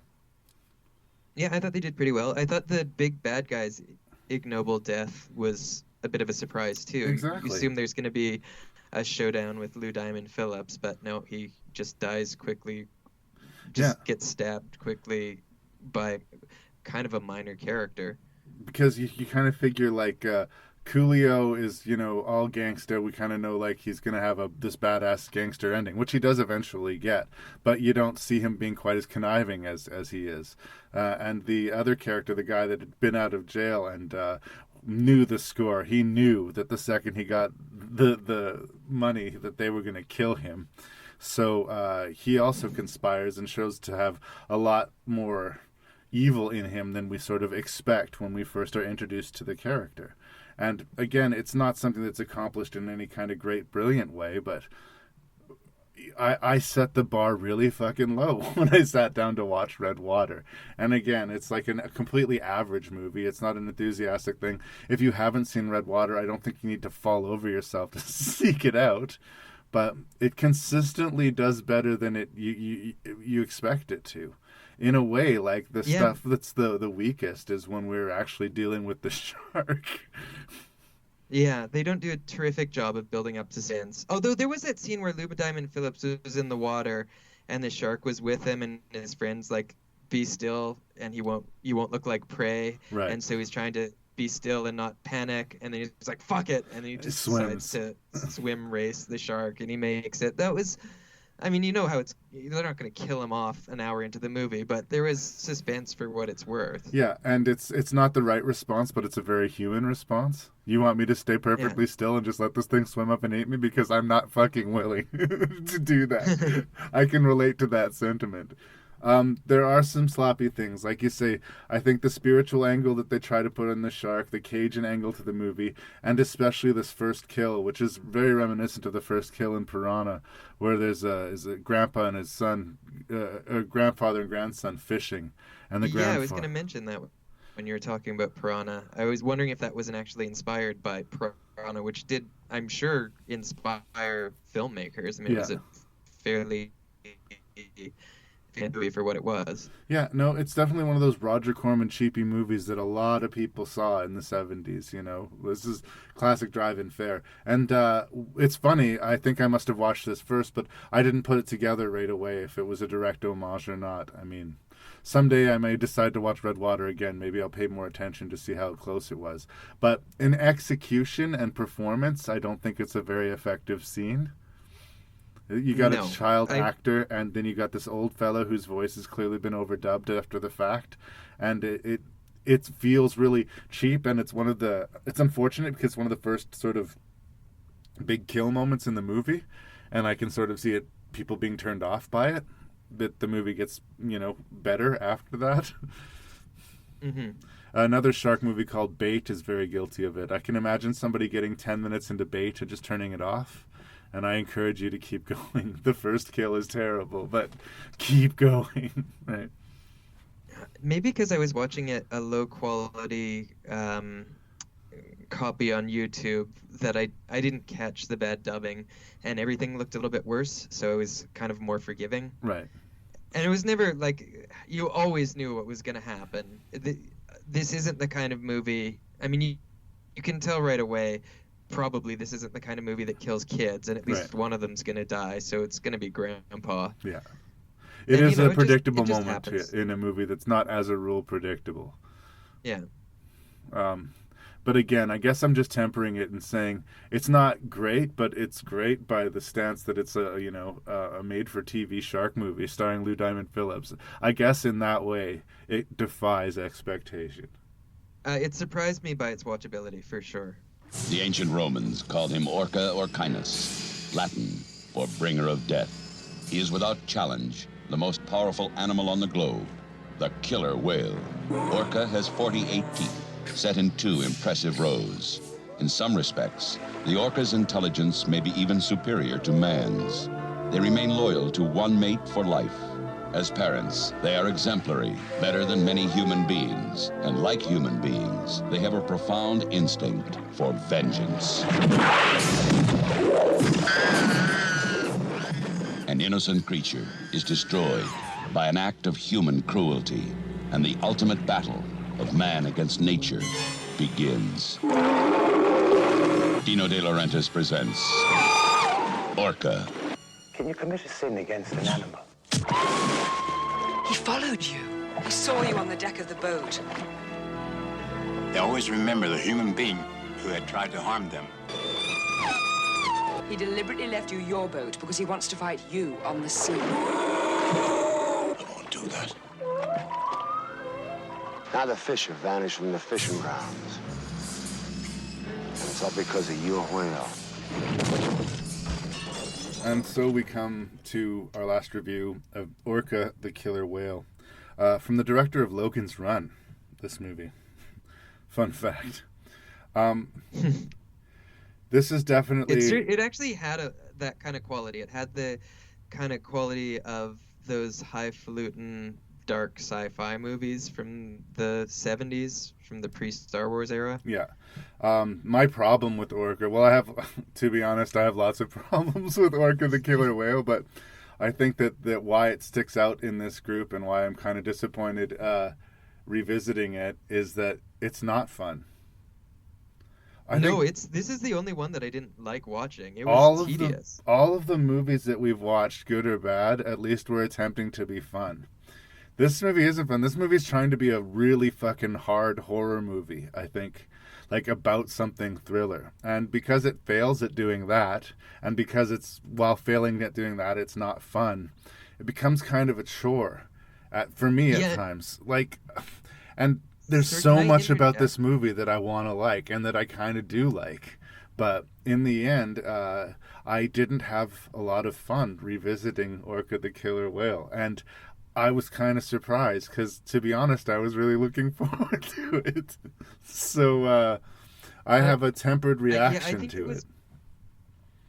I think it was pretentious. I think it was... So you said it was trying to be a horror movie. So Deep Rising, one of my complaints is it was trying to do too much. Orca was the same way, but it was so pretentious. So you just get the feeling that it wants to be Jaws. Obviously, it's comes out the year after Jaws. It's riding that wave. It kind of, I think, wants to be Moby Dick and have this sort of captain versus the sea thing. It's got this really heavy-handed environmental message. It's got the noble Indian who's laying it on super thick. Oh my goodness. And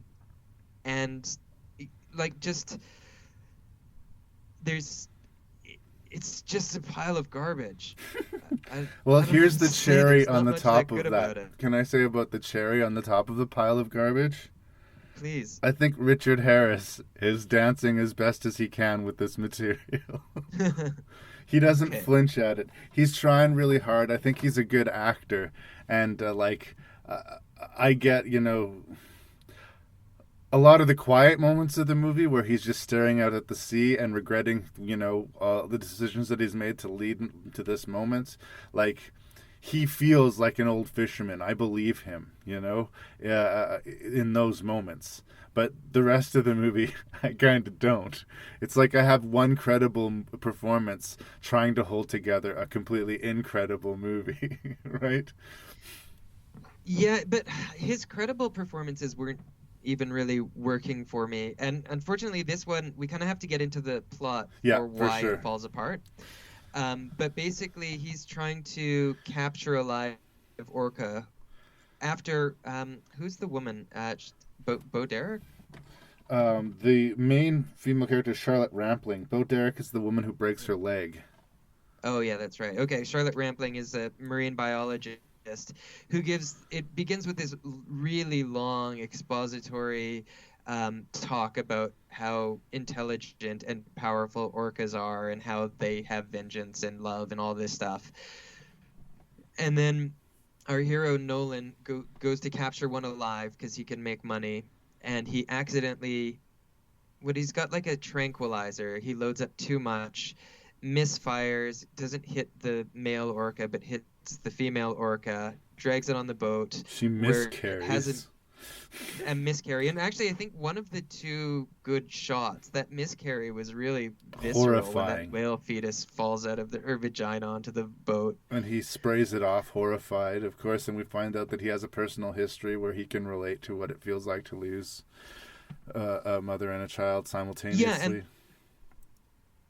Yeah, and this is where part of where I think his good acting actually weirdly hindered the movie. Because we find out at about the halfway point that he knows what it's like to lose a kid because of a drunk driver that killed his wife and kid, or pregnant wife or something like that. But the problem is it's all telling, no showing. So we don't actually care. We just get this guy kind of being sad about something that we have no experience of when we thought this was a whale movie that we were getting into. Yeah. And so it seems like when they try to, because at first he's like a smarmy fisherman, a really gross flirtatious scene where he seems to be threatening to date rape the and marine you just biologist. know he smells like fish and cigarettes, right? Like... Yeah. And then all of a sudden they decide to humanize him, but maybe they do too much, and there's none of the background that would make us think that he's human or care that much. They also go out of their way to show that the killer whale is actually a friend to the humans before everything turns bad.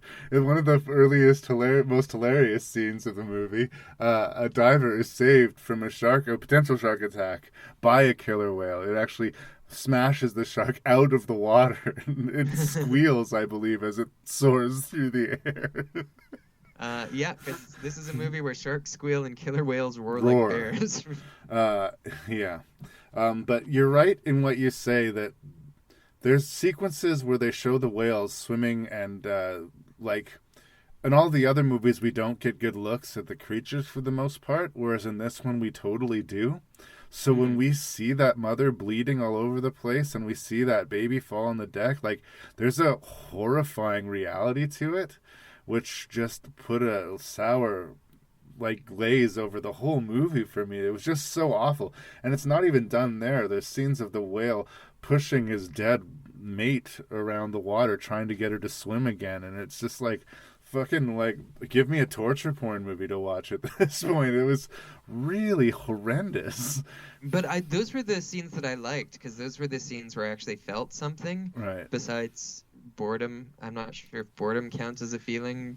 And how disappointing that we should be bored. This movie's set in Newfoundland, and I mean, we could have had a Doyle there. We could have seen some of that culture, especially since the community turns against them and seem to be really superstitious. They had this opportunity to give us some local color. You know, I was sort of talking about Red Water. They spent all that time sort of absorbing the Cajunness of it. Well, they sent this movie in a place that's very specific, has a very, amusing, loud culture that could be used, to sort of amp this. That is important to the plot. And they could have used that, and they didn't. They were just, dick fishermen, Yeah. Although show us the culture, show us the community. In their defense, the killer whale does manage to explode some buildings on the shore. Yes. Well, and that's we haven't even got to the degree, right? Yeah, so your wife and your kid are killed by this dude. You want this dude dead. But the amount of carnage brought among this community from this killer whale, and the amount of people to the left and right that are getting killed, I mean... Well, I don't mind that, but I mind a killer whale exploding a bunch of buildings that are on the shore. Sure, have it terrorize their fishing boats. Why not?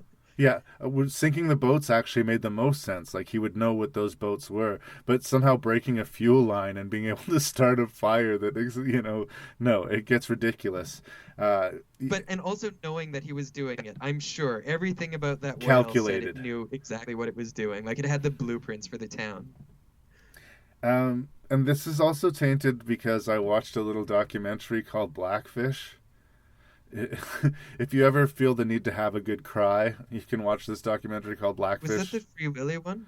It's about killer whales in captivity at SeaWorld and how they get driven aggressive and insane by their captivity, which is why a lot of trainers get killed in the tanks with them. Right. But they said that specifically that droopy fin that you see on a lot of the whales, and when they talk to the people in SeaWorld, they say it's a very common thing for the whales to have that droopy fin. But what they don't say, it's a very common thing for them to develop in captivity. You almost never see it in the wild. That droopy folded fin peeking out of the water should just look like a shark fin or like an irregular healthy animal. So the give and take of the fact that we had real whales on display here was that those whales do not live happy lives. you know?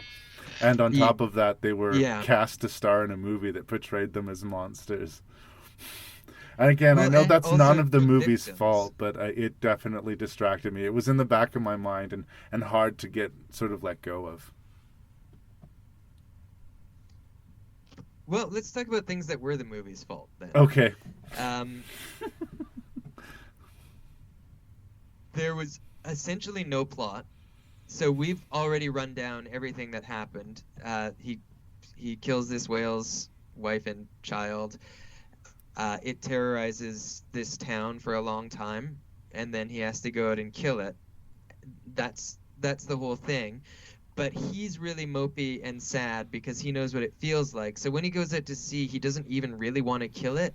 And you keep giving us hints the whole way through that he really just wants to get killed by it. And then lo and behold, he gets killed by it. So there's not even any climax. He's not like Roy Scheider trying to save the town from the shark. And I have to say, so he can get killed by the whale. Charlotte Rampling was just a clear whiteboard. Like, the stakes were not reading to her at all. Like, people were dying, the weather was getting colder, the ice was crushing them in, the boat was starting to sink, she was stepping out onto an ice floe, there's an aggressive animal trying to eat them, and she looked just bored, like she didn't want to drop her fucking luggage. Like...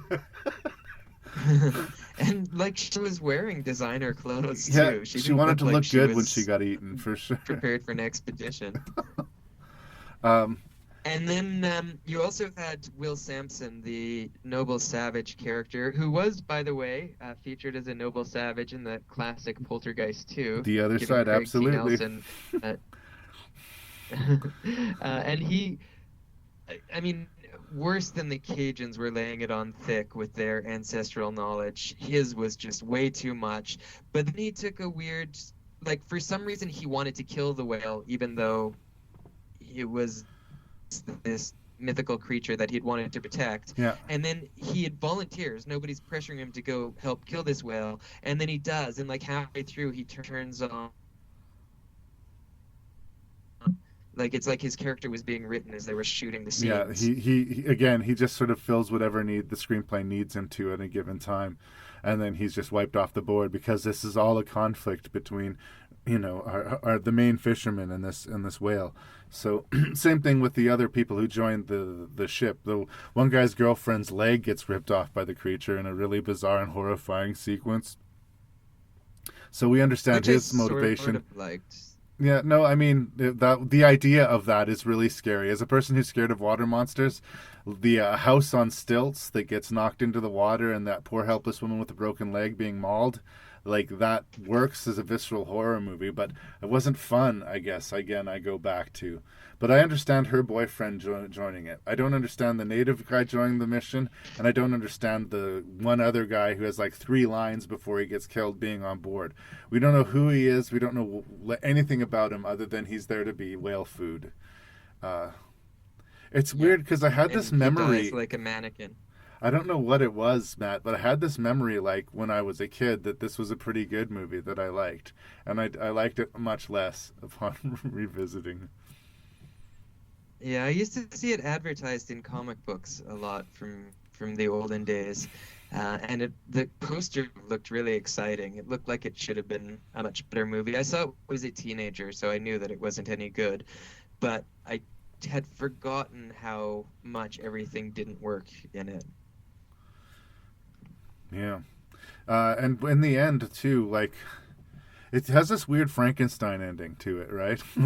Where the whale was basically made into a monster by the fisherman, and then pursues his creator into the deep, depths of the Arctic and kills his creator, and then itself disappears into the ice floe.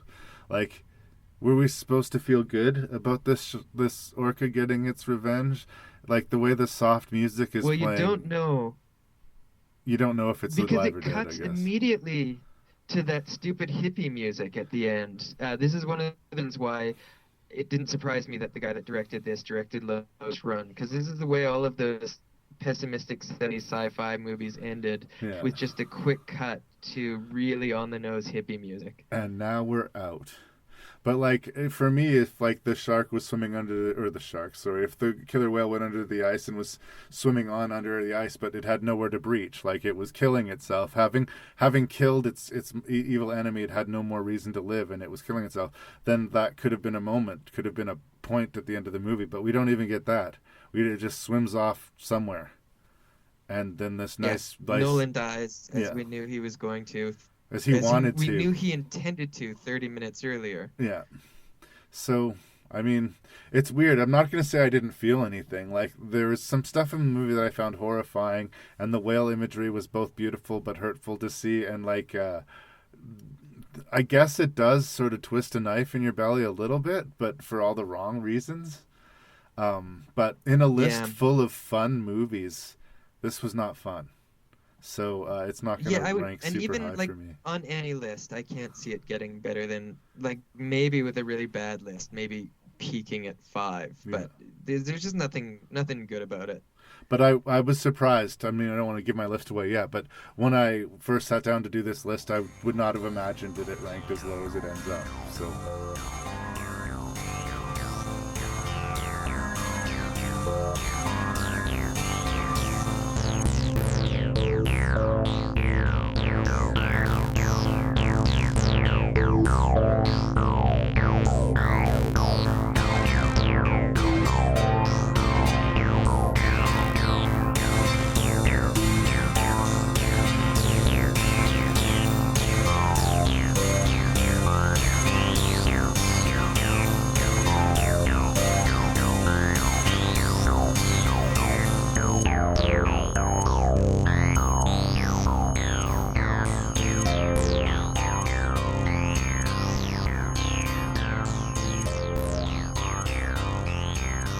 Surprisingly fun list of bad movies. That's right. I think that's what I would want to temper this list. Like, I'm going to rank them from 6 to 1, but in a way, I'm ranking a list of pretty cheesy bad movies that I enjoy. Are they good movies? I don't know if we can make that argument, but they're fun movies. So, it's just in another episode, I'm going to be really snooty about some highfalutin Oscar pick, and I'm going to give Red Water all the rope it needs to get a passing grade. So I don't know what that says about me. Matthew Risling. Okay, should we begin? Yes, please. What is your least favorite of these 6 films and why?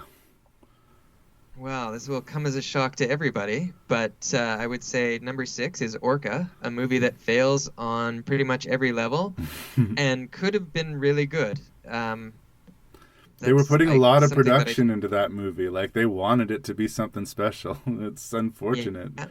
It probably had the best... Put a lot into marketing. Yeah, they probably had the best production levels of almost any of these movies really poured into it, but... I really think it was a director that was up his own ass. Yeah. I really think he wanted to create something beautiful, and it was just a hodgepodge. It saddens me to do it, but I have to put The Beast at number 5.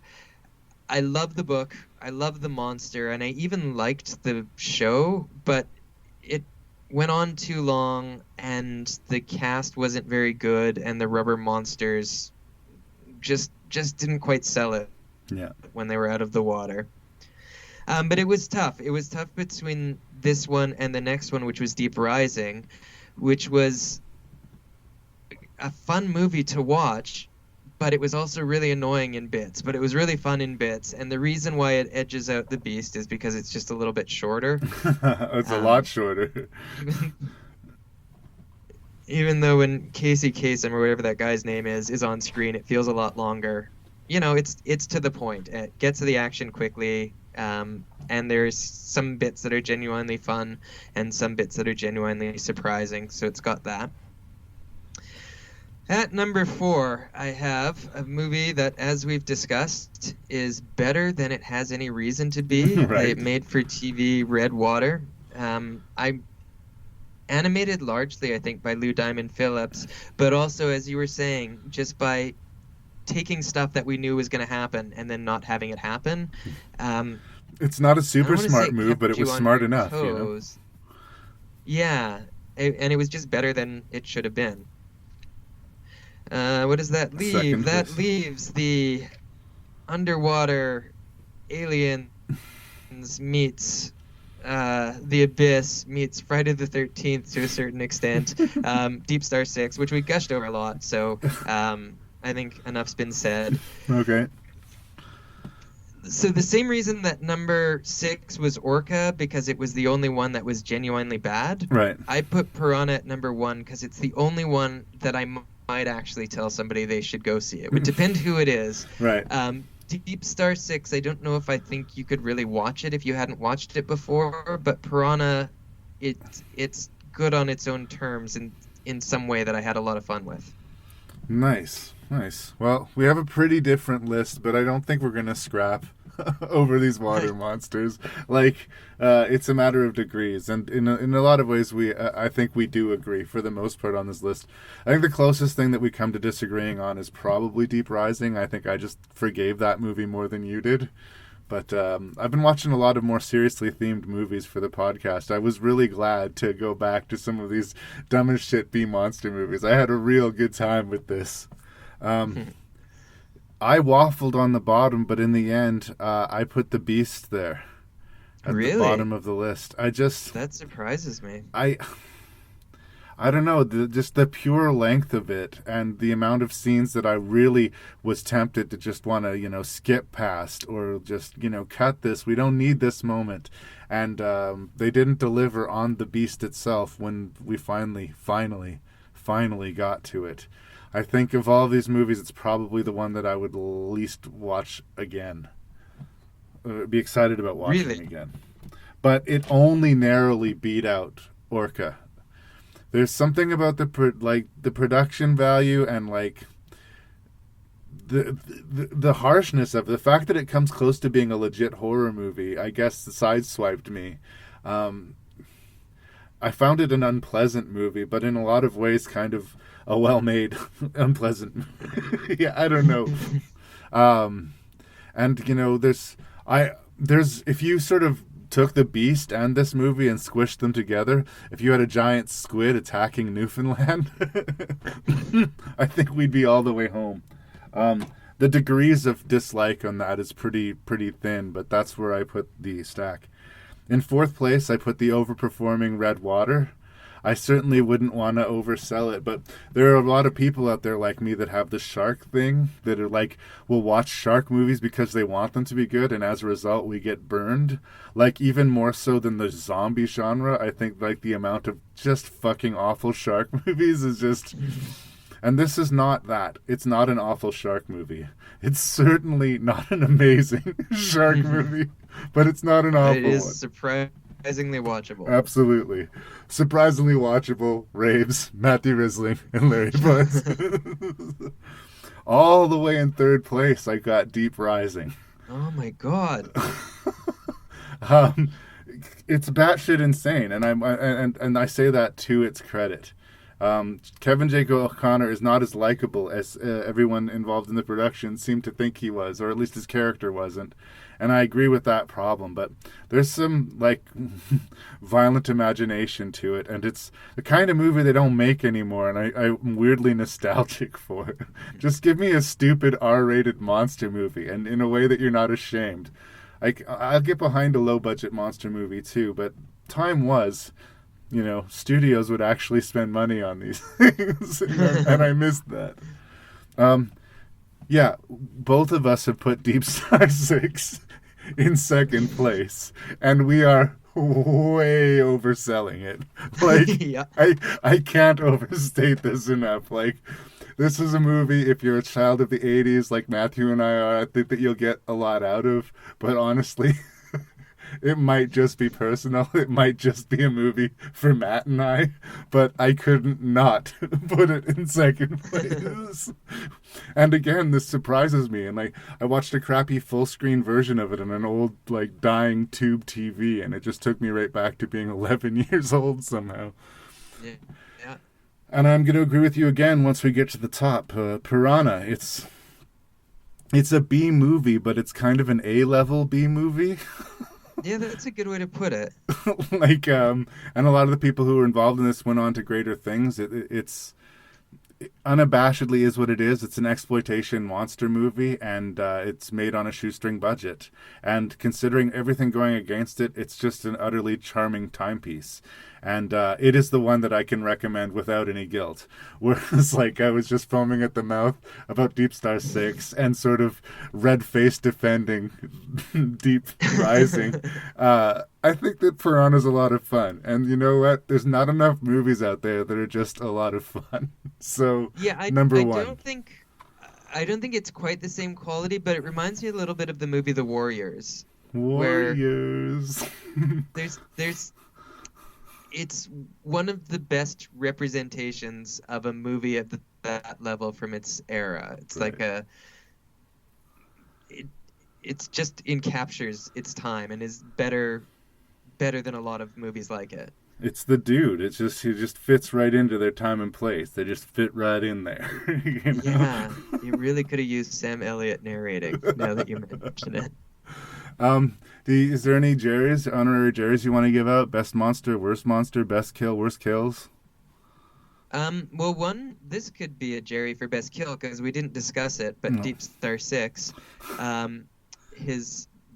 hero's best friend, the captain, getting squished in the door from a sub. Yeah, it doesn't just get squished by this door, but it gets like cut in half by it. And you see it coming, you see the door won't hold and the metal bar they've got propping it open is starting to give. And you know what's going to happen, but God, it really looks like it would suck. Yeah, and that's, again, like, I just picture Cunningham behind the camera, like, thinking, oh, I'm going to get him with this one. They're going to hate it when that door goes down on him. There's something really charmingly sort of enthusiastic about Cunningham. He doesn't always make great movies, but I don't know. I think he's a charming dude. It's weird because as much as I talk shit about the Orca the Killer Whale, in a lot of ways it was like the best rendered monster that we had in all of the movies. And like I say, those whales were probably not super well treated.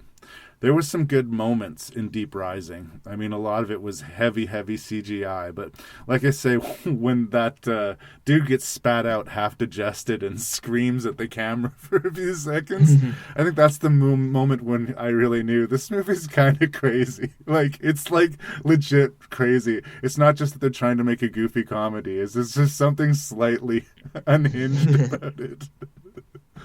So, anyway. I guess no specific Jerrys, but honorary Jerrys about. Jeremy was giving me shit last time I talked to him. I don't do enough Jerrys on the show anymore. Yeah, I thought you were going to give me a list of Jerrys to do. I failed you. I failed Jeremy. I failed my listeners. But we're going to hear from Matthew again in episode 100 of Rank and Review. Yeah, and that's coming right up. Thank you so much, brother. Yeah, thank you. Thanks for a fun list. It was nice to do something different.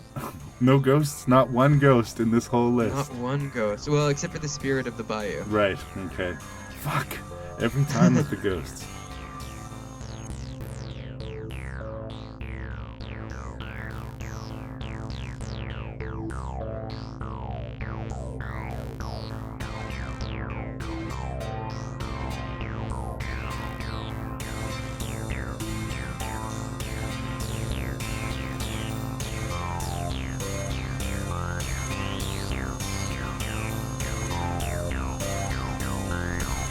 And so it was that episode 93 came to an end. I had a lot of fun with that one. Those were some really good, bad movies.